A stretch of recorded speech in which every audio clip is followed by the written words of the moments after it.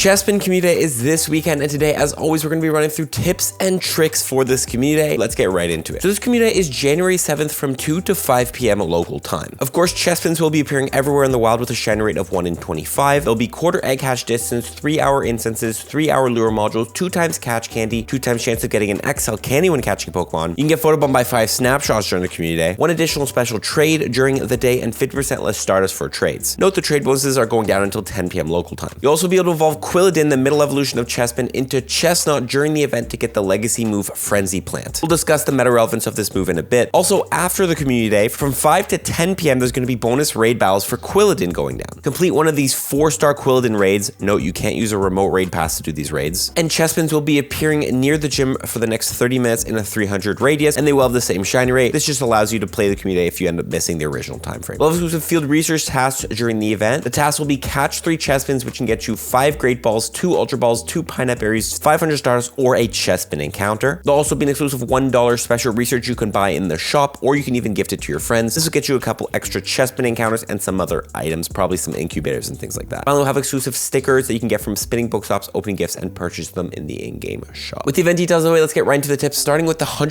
IV CPs you should be looking out for Chespin in Pokemon Go. On screen is going to be Chespin's perfect IV chart, showing you the CP a Chespin would be at for 100% IV for each level. Only a couple levels we can really look at here that will help us. First of all, if you get a Chespin encounter from research, they're always going to be caught at level 15, which means 469 is going to be the perfect IV, so look out for that CP if you're getting Chespins from research. If you're looking for Chespins in the wild during non-weather boosted conditions, Chespin only gets boosted in sunny weather, so any weather other than sunny weather. Level 30 is going to be the highest level, so 939 is going to be a guaranteed 100% IV in the wild, because that's the highest level it could be, so that's the highest potential CP, leading to 100% IV. If you are looking for Chespins in weather boost, so sunny weather, level 35 is going to be the highest level, and 1018 is 100% IV for Chespins in sunny weather, so look out for those CPs. Other than that, you can look at all the other CPs on screen, but no use in memorizing them, and the best thing you can really do is just catch every Chespin you see and cross your fingers that you get 100% IV. You can also look out for callouts on your local Discord, as some people might call out some 100% IVs they find. Let's also take a look at PvP IVs. If you don't know in Pokemon Go, you want low attack, high defense, high stamina on your PvP Pokemon generally. And there are certain IVs that are better than others. Let's look out for the best possible IV set for each league for Chesnaught in Pokemon Go. In the Great League, a Chesnaught rank 1 is going to be a 115-15. So look out for those IVs on a Chespin if you're looking for a rank 1 Chesnaught in the Great League. In the Ultra League, a 115-14 is going to be the highest rank. Finally, in the Master League, 15-15-15, of course, 100% IV is always the best. Finally, we'll do a shout out to Chespin in the Little Cup. If that cup ever comes back, a 115-15 is the best IV for a Chespin in the Little Cup. However, remember, any sort of low attack, high defense, high stamina IV set will do well for Chespins or Chesnaughts in the PvP metas, except for the Master League, and you don't necessarily need the rank 1. On that topic, people are probably wondering, is Chesnaught actually going to be any good, and especially with this new legacy move Frenzy Plant? Well, Chesnaught is actually, and was before, not a bad Pokemon in the PvP metas. With this new moveset, it's going to be ranked 75 in the Great League, it's going to be ranked 104 in the Ultra League, and it's going to be ranked 102 in the Master League. It'll even be pretty good in the Premier Classic Master League at rank 12. Chesnaught is definitely an overall Pokemon you're going to want to get for the PvP metas. However, right now, since this is technically the season of flying type Pokemon, and Chesnaught does have a 2x weakness to flying, it's not a Pokemon you're going to want to really be using on your team. However, it's definitely worth grabbing one and waiting until flying types get a little bit nerfed, because right now they're a little bit overpowered, like things like Noctowl. Now, as far as raid attacking goes, Chesnaught with Frenzy Plant is actually the number 6 overall grass type raid attacker. However, that does not include Mega Pokemon or Shadow Pokemon. So yes, there's a lot of better Pokemon as grass types, but by no means is it not a bad grass type raid attacker. If you're looking for a budget grass type raid attacker, it's not a bad Pokemon to get. I also do want to say that in the future, when Chesnaught does get a Shadow form, Shadow Chesnaught is actually going to be the number 2 overall grass type raid attacker in the game, not including Megas. So it's definitely worth grinding a lot of candies and XL candies during this Community Day so you can have them for when Shadow Chesnaught does get released, because that thing is actually going to have a really high DPS. We actually made a video about the best Shadow starter Pokemon in Pokemon Go, and Chesnaught is one of the best grass types behind, I think, Shadow Sceptile. Now, like I just mentioned, you want to get a lot of candy for this Pokemon, so let's talk about a couple tips on how to grind a lot of it. Number 1, use Pineapple Berries. Regular Pineapple Berries will multiply your catch candy by 2, and Silvers by 2.344. You can also Mega Evolve during the Community Day. When you Mega Evolve Pokemon, any Pokemon that shares a type with that Mega, you'll get extra candy and extra